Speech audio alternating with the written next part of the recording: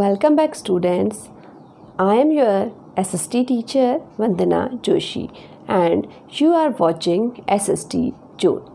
So students, today we are going to start the third part of our chapter 4, that is the Mughal Empire. Students, in our last two videos we have studied about the origin of Mughal Empire and their administrative system. We have also studied about the military campaigns of Mughal emperors. So now today we will study about the most important part of Mughal Empire. So let's have a look upon today's topic.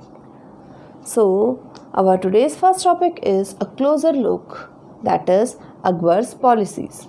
As we all know that Akbar is known as the most powerful rulers among all the Mughals. So we will see what were the policies of Akbar's. Okay, in the second one topic, today we will see the art and architecture during the Mughal period. And the third is the Mughal Empire in the 17th century and after, in which we will see the decline of Mughal Empire. So let's start our today's topic. Students, after defeating Hemu in the second battle of Panipat, Akbar ended the regency of Bairam Khan and took the power in his hand. Students, already I told you that because Akbar was so much small when he captured the throne, he was just 13 years old, so Bairam Khan was his guardian. आपको मैंने बताया था ना कि जब अकबर सिंहासन पे बैठा तो वो बहुत छोटा था, तो बैरम खान उसका कौन था? गार्जियन. ओके, सो उसकी गार्जियनशिप के अंडर में ही अकबर जो था वो अपना शासन करता था. सो व्हाट हैपन दैट जब अकबर ने हेमू को हरा दिया तो उसके बाद क्योंकि वो अपने हाथों से उसने उसको हरा दिया था, तो उसके बाद धीरे धीरे उसने बैरम खान के अंडर में काम करना धीरे धीरे क्या कर दिया? बंद कर दिया और सारी पावर जो थी वो अपने हाथों में ले ली. Okay, the victory over Hemu gave confidence to Akbar. जो उसने हेमू के ऊपर विक्ट्री ली थी, उससे उसके अंदर जो आत्मविश्वास या कॉन्फिडेंस लेवल था वो क्या हो गया? बहुत बढ़ गया. And now he decided to extend his empire and conquered Gwalior, Ajmer, Jaunpur, and after that he turned his attention against the Gondwana, okay, where the Queen Rani Durgavati was there. Rani Durgavati and her son Bir Narayana fought bravely, but her son was killed and she committed suicide, and Gondwana was annexed. Akbar offered a hand of friendship to the Rajput kings. He made marriage relationship with them and offered higher posts to Rajputs such as Raja Man Singh, Raja Todarmal, etc. He fought a battle of Haldi Ghati with Rana Pratap of Mewar in 1576 and defeated him. Then Akbar conquered Chittor, Ranthambore, Gujarat and Kalinjar in the northwest, Kashmir, Sindh, Kabul and Kandahar. He also annexed Khandesh, Berar and Ahmednagar in the Deccan. Thus, he became the emperor of the large part of India. In 1605, his empire extended from Hindu Kush in the west to the Brahmaputra in the east and from the Himalayas in the north to the Godavari in the south. So students, if we talk about the policies of Akbar, he has started many policies, but these policies were for the welfare of the human being. So now let's see the policies which were started by Akbar. So first of all, we will talk about the religious policy which was started by Akbar. So let's see what was the religious policy.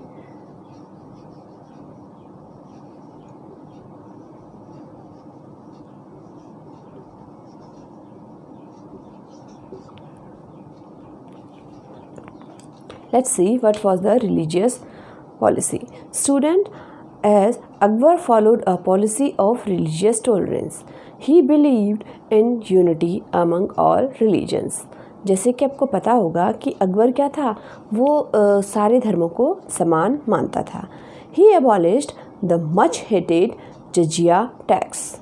As I told you that Qutbuddin Aibak started a tax which was jizya, and Akbar abolished it because it was against the Hindus. Okay, so next see what has happened. The Hindus were permitted to build temples and celebrate their religious function. Actually, students, during the Delhi Sultanate and the starting of the Mughal Sultanate, the power was in hand of the Muslim rulers. So during that time, the Hindus were not allowed to prepare, and they are not allowed to practice any functions which were the religious functions. So in the time of Akbar, they were allowed for that. Okay जितने भी जो functions थे Mughals के या फिर दिल्ली सल्तनत के time पे, वो सब जब हिंदू लोगों को उस समय पे बनाने के लिए मना किया गया था. लेकिन जब अकबर का टाइम आया तो उसने सभी लोगों को सभी चीज़ें अलाउ कर दी. इवन ही बिल्ट अ इबादत खाना मीन्स जहाँ पे प्रेयर की जाती है. Okay, where he has built it in Fatehpur Sikri, in which he had some religious discussions. So जो इबादत खाना था वहाँ पर क्या किया जाता था? First of all, he has started a religious policy, and for that he has built a ibadat khana. It was known as ibadat khana. Okay, ibadat khana, in which he was discussing about the religious topics. So what were the religious discussions? Not only about the Islamic religion, he was discussing with others also.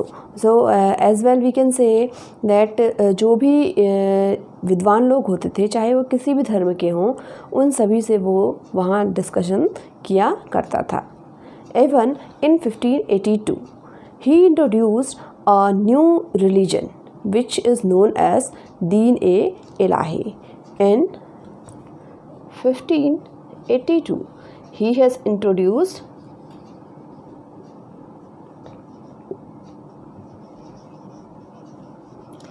Deen-e-Ilahi. Okay, what was the Deen-e-Ilahi? Deen-e-Ilahi और divine faith, यानी कि इसमें अलग अलग धर्म नहीं होंगे, सभी लोग क्या होंगे, सिर्फ एक ही धर्म को मान सकते हैं. The basic purpose of Din-e-Ilahi was Sulh-e-Kul और universal peace. What was the basic purpose of Din-e-Ilahi? It was Sulh-e-Kul. The meaning of Sulh-e-Kul is universal piece.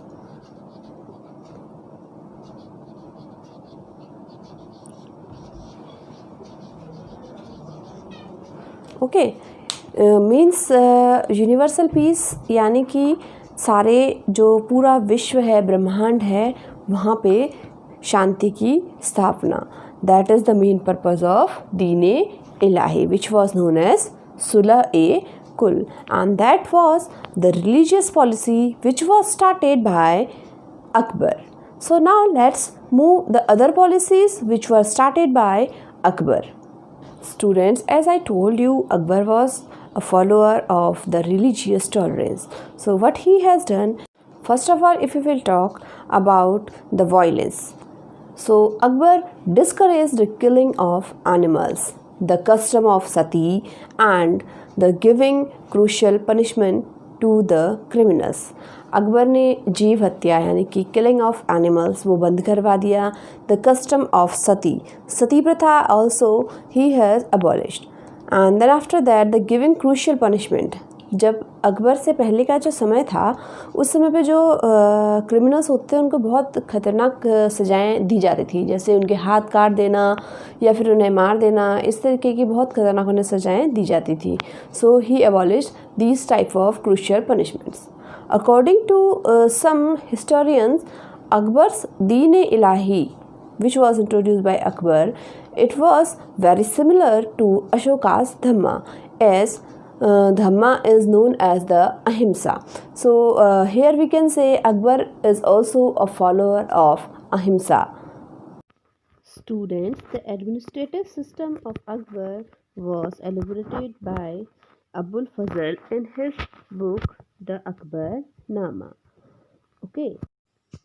Students, Akbar's interaction with people of different faiths made him realize that religious scholars who emphasized rituals and dogma were often bigots. Their teachings created divisions and disharmony among his subjects. This eventually led Akbar to the idea of Sulh-e-Kul or universal peace, as already I told you. इसमें क्या होता था कि जैसे जैसे अकबर ने धर्मों के बारे में भी जानने की कोशिश करी, तो उससे पता चला कि जो भी किसी भी धर्म के रिचुअल्स होते हैं, उसमें क्या दिया जाता है कि उस धर्म के बारे में जो भी चीज़ें हैं लोगों को आंखें बंद करके माननी पड़ेंगी। ओके, और जो भी उस धर्म के अनुयायी होंगे वो उसके पीछे पीछे चलेंगे और वो किसी और धर्म की चीज़ों में विश्वास नहीं करेंगे। तो इन्हीं चीज़ों को हटाने के लिए अकबर ने एक, जो मैंने आपको बताया था कि दीन-ए-इलाही एक धर्म चलाया था जिसमें उन्होंने लोगों को सुलह-ए-कुल या फिर यूनिवर्सल पीस या वैश्विक शांति के बारे में बताया। Now let's move to our next topic, which is also most important, that is art and architecture. So students, we will see the art and architecture of Mughal Empire through few slides. So let's see. The Mughal Empire and the great Mughals will always be remembered as a great influence on the artistic and cultural life of India. Their architectural style can still be seen today, such as the Taj Mahal built by Shah Jahan and the building of Fatehpur Sikri. The remarkable flowering of art and architecture under the Mughal Empire is due to several factors. The empire provided a secure framework within which artistic genius could flourish. Both Hindu and Muslim artists collaborated to produce some of the best Indian art. The empire commanded wealth and resources that were unparalleled in Indian history. The Mughal emperors were themselves patterns of art whose intellectual ideas and cultural outlook were expressed in the architecture. So students, now let's talk about our today's last topic, that is the Mughal Empire in the 17th century and after.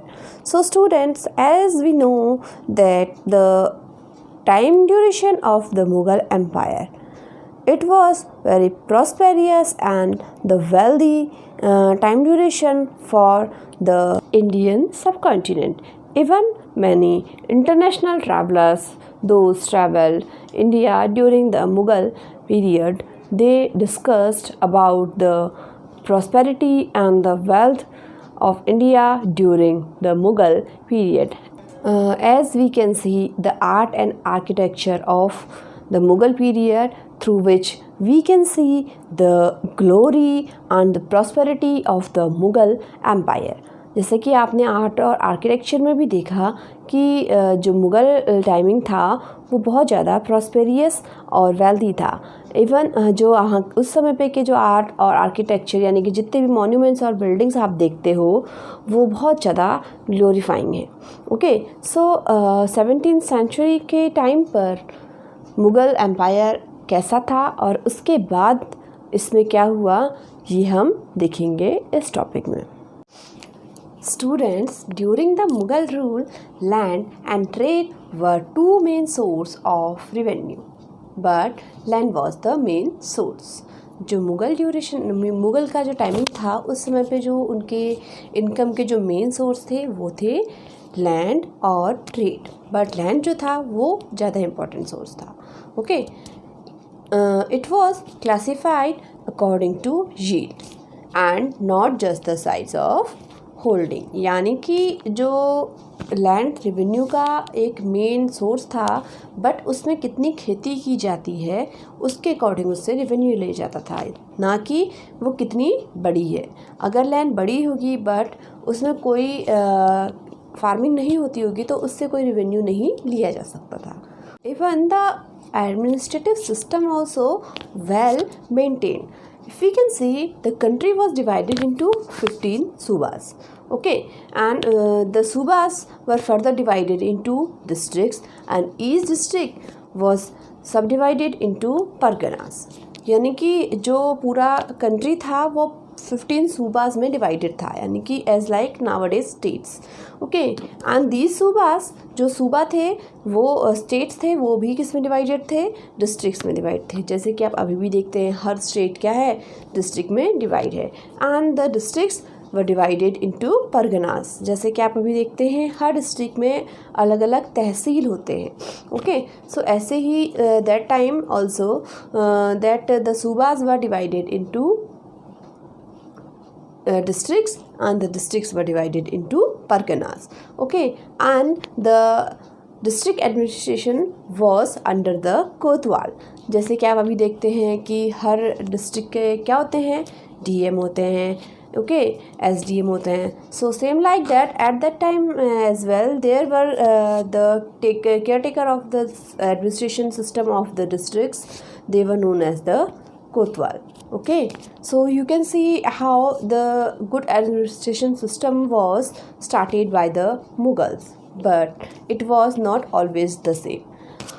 After the 17th century, when the 17th century was going to over, what happened then after that? After the death of Aurangzeb, जब औरंगजेब की मृत्यु हो गई, that time what happened? Nadir Shah took advantage of war among 3 sons of Aurangzeb. As you know, the Mughals were not believing the policy of primogeniture. So again after the death, the war was there in between of Aurangzeb's 3 sons, and the Nadir Shah, who was the Irani ruler, he took advantage of that war. What he has done, he looted and plundered Delhi. उसने दिल्ली को वहाँ लूटपाट मचाई और वहाँ से जितना भी वो सामान खजाना लेके जा सकता था वो अपने साथ लेके चला गया. Okay, he also took away the famous Mayur Singhasan, the peacock throne. Okay, जो सबसे फेमस माना जाता है, that Mayur Singhasan he took with him. And one more thing was, that was the famous diamond Kohinoor. He also took the famous diamond Kohinoor with him, and it was the decline of Mughal Empire. So students, here the chapter the Mughal Empire is finished. In this chapter, in first video, we have studied about the introduction and the origin of Mughal Empire, in which we have studied about the military campaigns which were started by the Mughal. In the second video, we have studied about the administrative system which were followed by the Mughals. Okay, in which we have studied the Mansabdar, Jagirdars, Japt and Jamindars, and many things were there. So in today's video, we have studied about the Akbar's policies, in which we have studied about the most important policy which was started by Akbar, that was the religious policy. And after that, we have seen the art and architecture which was framed by the Mughal Empire. And then after that, we have seen how a vast empire declined in the end of the 17th century. So students, here the chapter is complete. For more videos, keep watching SST June.